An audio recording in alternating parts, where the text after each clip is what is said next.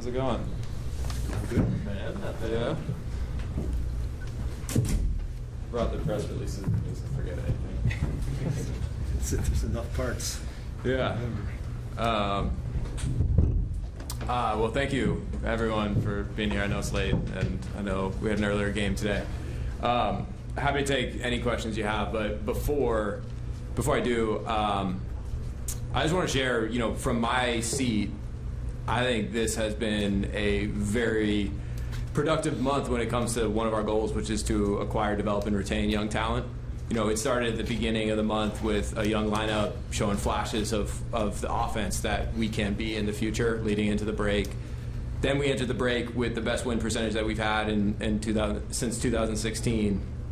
Then during the break, we added very significant young talent to this organization, highlighted by Bryce Rayner in the draft.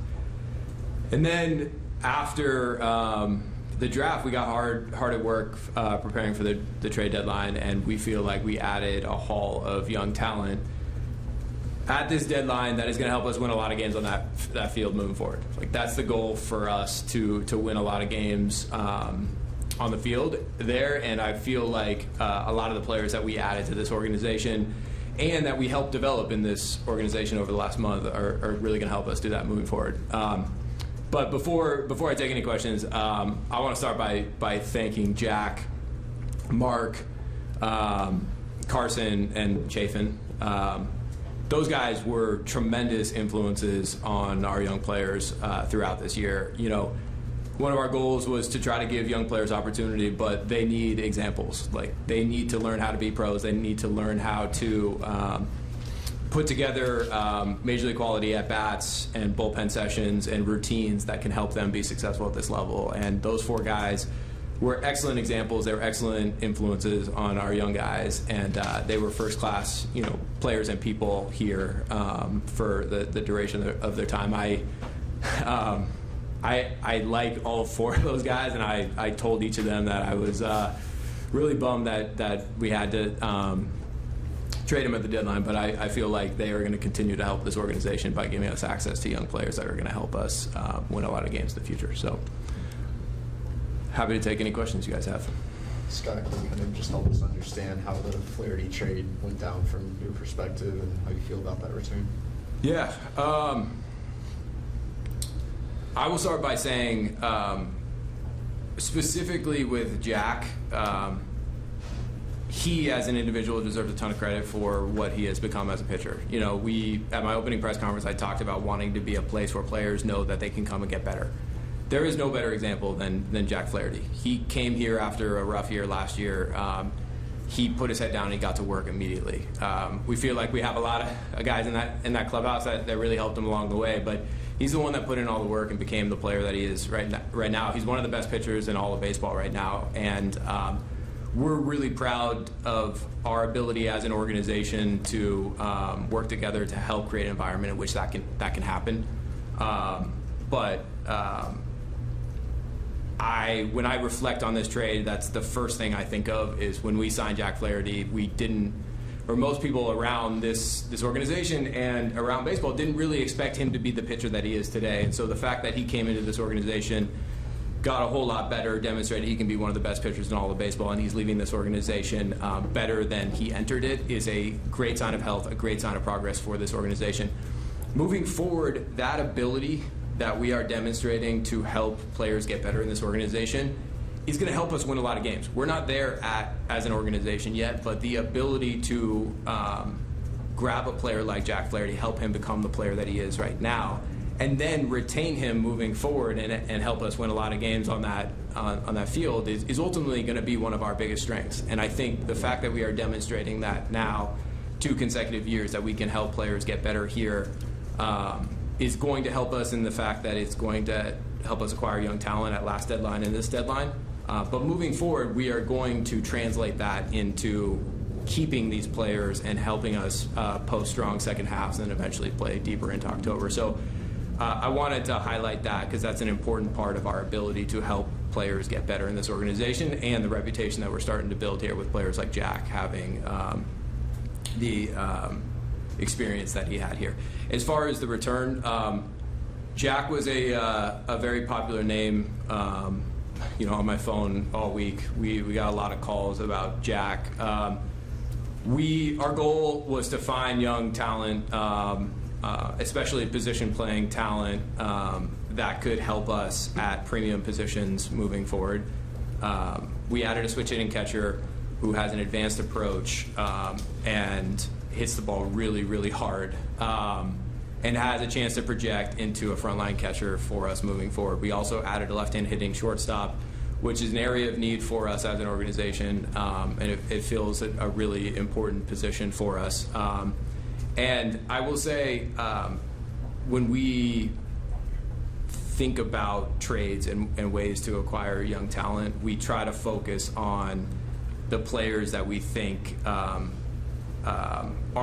currently good right now but can develop into being much better moving forward. We think these guys both have the ability to continue to get better. The Dodgers did a really good job developing them, and Trey Sweeney with the Yankees before, but we feel like there's growth opportunities with both players when they get here. Look, there was a ton of, obviously, buzz about Skubal. How close did you come to trading Skubal, if at all? Not close. There are a lot of rumors that float out there. There are a lot of unconfirmed reports that are just totally inaccurate. We never came close to trading Skubal. So knowing that he only has 2 years of control left, which of course everybody talked about, do you believe next year, since you don't want to waste those 2 years, would you guys be more active in free agency and so-called go for it next season, do you think, timeline-wise? Yeah, it's July right now. We got a lot of work to do this year. We have a really important second half for this team, both to continue to demonstrate that we can play competitive baseball for long stretches of time on this field, and we have a lot of young players in the big leagues who need to get a whole lot better. I think you guys are seeing some flashes of it. I think when you see some of these players, what they look like in April and now what they look like in July, it's a good example of what we can be as an organization, but we can't just start looking into the winter right now. We have a lot of work to do in August and September to make sure that the players on this team and the players that are going to impact this team in the second half are coming up and getting better. So that's where our focus is right now. We can tackle those questions later on. Just one more about Skubal. Was it ever tempting to trade Skubal, considering the offers you might get and ideas? I can't really comment on that. Yeah. How do you feel about the market for starting pitchers as a whole, and considering the fact that Jack's probably the best rental starter out there, do you feel like you kind of beat the other returns out there or no? Yeah, I think a few observations from this market. Every market is different. I know we like to compare trades from certain years to previous years. Every market is different. This market was interesting because I think there were a few starters out there that were kind of holding up the market for a few controllable starters who were generating a lot of attention. Generally, the players with less control are a little bit less appealing because you're only trading for 2 months of the player. And in Jack's case, he'll be a free agent at the end of the year. So I think there were a few market forces that were affecting the frequency of calls at different parts based on what the more controllable starters were doing. I think the other thing that you notice when you step back and look at the market is there were very few really high-end young prospects that were moved. I don't know how many in the top 100, and I don't know which ranking system you want to use, but very few moved, which I think is a reflection of how hard it is to make prospect trades and to acquire young talent. I think the other thing I would say is we really don't get caught up in prospect rankings. We have a lot of scouts and analysts and coaches and front office staff who do a lot of work on these players, and we just try to focus on the talent that we're getting. I think a good example of it was last year. When we traded Michael Lorenzen for Hao-Yu Lee, it didn't generate a lot of publicity. It wasn't considered, adding an impact talent. And we fast forward a year, he's 21 years old and he's dominating in AA. So we just try to focus on what the player is now, what the player can be, and let all the ranking systems and then the performance on the major league field take care of itself. But we feel really good about the return we got for Jack. We feel really good about the return we got for all the players, and we're really excited to add these young players to our organization. So someone said people were somewhat surprised you got, in their minds, less return for Jack than what Houston gave up in their trade. Would that be I completely similar? reject the premise of the Okay, point. Yeah, good. it's these players we got are really good. We had opportunities to make different deals with different teams. This is the deal we chose for a reason. We think these players are have a chance to be to impact us on both sides of the ball at premium positions.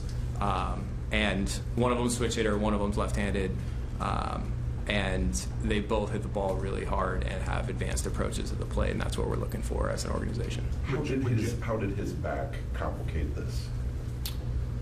I can't comment on medical stuff with trades. Like, if you would have to ask the other teams.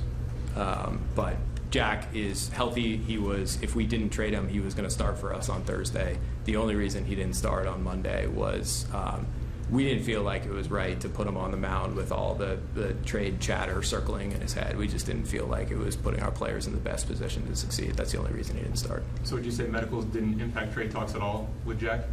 I'm saying I can't comment on medical stuff with trades as a general point, and if medical stuff did affect any of the trades, that's not on our end. You can't ask me about that because we're not the one trading for Jack. So not commenting on any of that stuff because I can't. You kind of went down to the wire on the Flaherty thing. Was that a reflection of always waiting for another better deal, or waiting to see other dominoes fall? Did you have lots of other offers you had to sift through? Yeah, it was purely a reflection of market forces.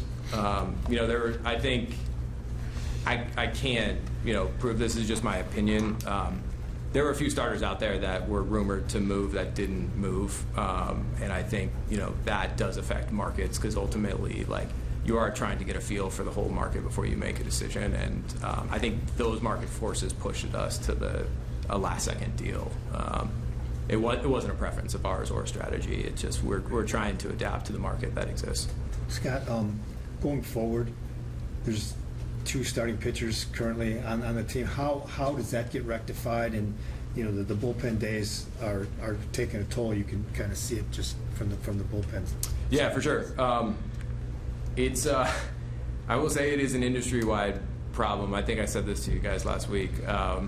This is the most starting depth I feel like I've had with a team that I work for coming into the season, and we've already experienced the effect of injuries and underperformance leading us to this situation. Fortunately, I think we have some depth in AA and AAA that will ultimately impact us. But as far as what we're going to do for the rest of the week, I'm having breakfast with AJ tomorrow. We're gonna pick up all the pieces and figure it out. But I agree. Like, we need more starter innings, and we're going to add them internally. So Internally? yeah. Based on his age and his profile, Sweeney seems like the closest of the guys that you acquired. Could we see him in Detroit this summer? And I guess, how do you envision him going into 2025, like pushing for a utility type role, pushing for an everyday role, and sticking at shortstop? How do you envision him, and how close do you think he is? Yeah, it's hard to comment on 2025 because we haven't shaped our team there. I think the things that he does well are he's left-handed, he plays shortstop. He's hitting the ball considerably harder this year than he was in previous years. And I think he's still sort of settling into AAA right now. So that's where he's going to go with us. I think he needs a few more reps in AAA before he can impact us up here. But in terms of the athlete, the swing, the ability to play a premium position as a left-handed hitter, those are hard to find. And we're fortunate that we found one in Trey. 2 years in a row, you signed a pitcher and then flipped him, signed a rental and flipped him. Can that continue to be the strategy going forward, or is the next step obviously to get more foundational pieces and you're not flipping guys at the trade deadline every year? I think it goes back to what I was saying earlier about our ability to find pitching and help develop pitching in this organization has been serving us well because it gives us access to young talent at the trade deadline. Eventually, we need to use that ability to find those same pitchers like Jack, help them develop in this organization, and then keep them in this organization to help us continue to win throughout the season and for many years before or moving forward. So yes, eventually, like, we're going to get to the place where I'm sitting in front of this microphone and we're acquiring players for a pennant race. Like that's what we need to do. But we also need to leverage our ability to find talent and develop them here and retain them, and then add to that talent at these deadlines instead of trading it away for young players. Can you define eventually any further? No, it's July. It's July of 2024. So But you're planning for the future always, aren't you? Yes. Right. So you have some idea of what the plan could be.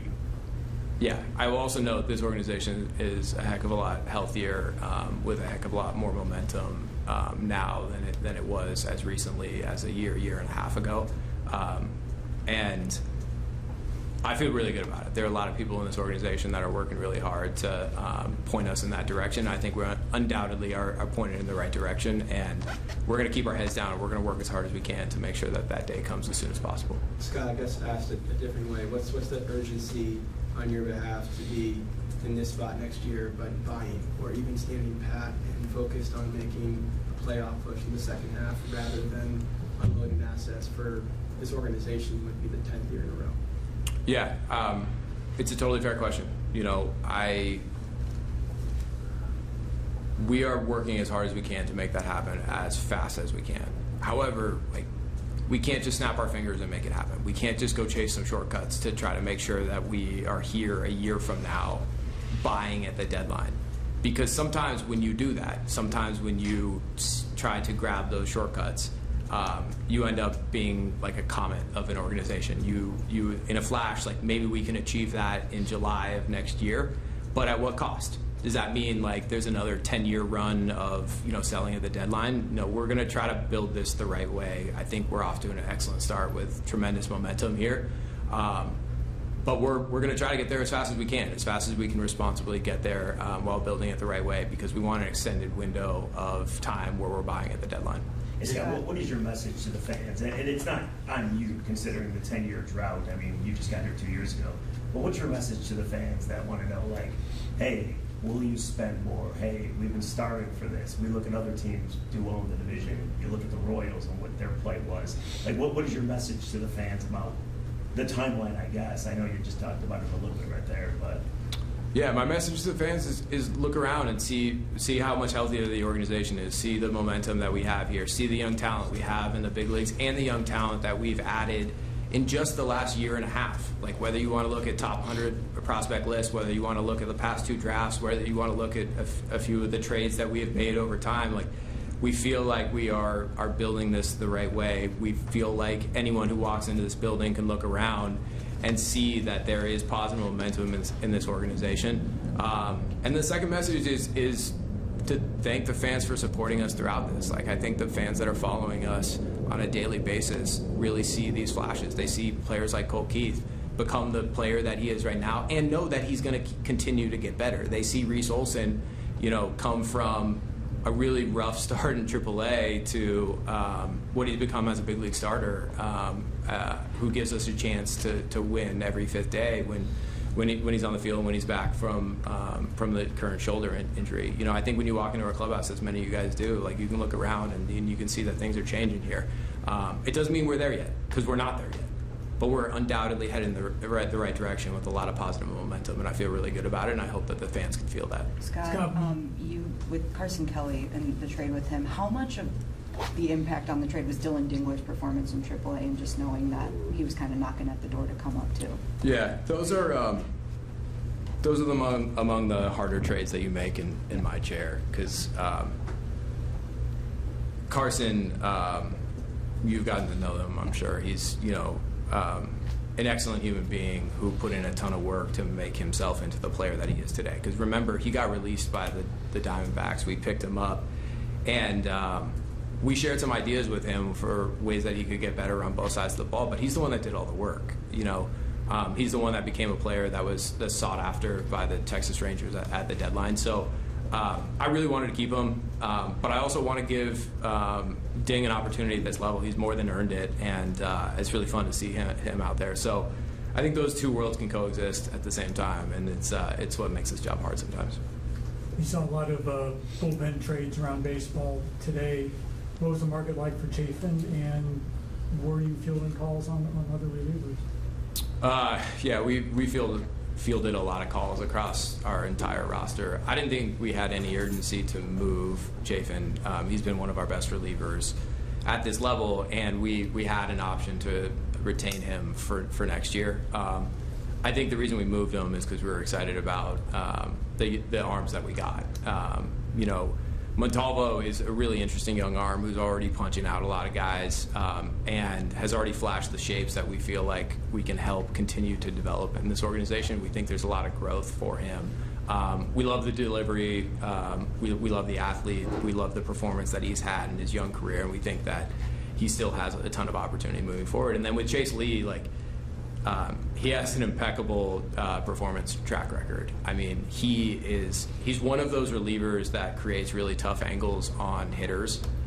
When you hear AJ sit at this podium and talk about trying to find really good matchups to help us win a game or help us get out of a jam or whatever, it's my job to give him as many different options from as many different slots as possible. And Chase Lee gives us another opportunity to add a different look in our pen at some point in the future.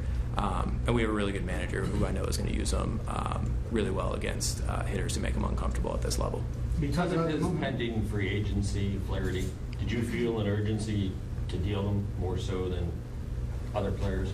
Like you had to do it? Or No. I mean, I shared this a little bit before the deadline. He has turned into the type of pitcher that would have been a no-brainer qualifying offer for us after the deadline, which would have given us a chance to keep him or given us access to a draft pick at the end of the first round. And it's an area of the draft that we've had a lot of success in since I've been here. We've added young talent like Kevin McGonigal to this organization at that range of the draft. So we didn't feel urgency to move him. The reason we did is we feel really good about Lorenzo and Sweeney and what they're going to do in this organization. Just one other thing, did the record where you guys are right now, did that affect your moves today? Obviously, seemingly, obviously. Yeah, I mean, how could it not? It does. But I think there were stretches in the season so far in the first half where we played really good baseball. We played really competitive baseball, and I think there have been stretches where this young team has started to really find their way. We haven't achieved the level of consistency that we need to in all phases of the game, but that definitely affected how we entered the deadline. With Lorenzo, he's been called one of the best young catching prospects in baseball. How do you guys view him relative to that same crop of players, and how long has he been on your radar, or I guess this organization's radar? Yeah, there are a lot of ways to stack prospects against each other in the public sphere. One really good one is were they in the Futures game, and he just was in the Futures game, which is sort of anointing him as one of the best young players in baseball. We've known about him for a while. We've been tracking him for a while. We have a ton of scouts who work really hard to get in ballparks and see these guys live and arm us with the information that we need to make decisions. I think the profile alone is really good. The switch hitting catcher with a really strong arm who hits the ball really hard and makes good swing decisions at the plate. I think there's a lot of opportunity for him to continue to get better. We have a lot of faith in our catching program led by Brian Cienko, who had a huge impact on Carson Kelly and Jake. And we feel like adding him into our catching program is going to help him defensively get a lot better, and then offensively, we really trust our hitting guys to help him continue to grow at the plate. With the switch hitting component, do you guys expect him to stick as a switch hitter? I know the left hand, he's better from the left-handed side than the right-handed side. Are there any concerns with swing and miss from the right side, or no? No, he's going to continue to switch it. Yeah. You talk about the momentum. Can you talk a little about Max and McGonigal and what they've shown so far, and also should we expect a Job performance with the big club at all this year?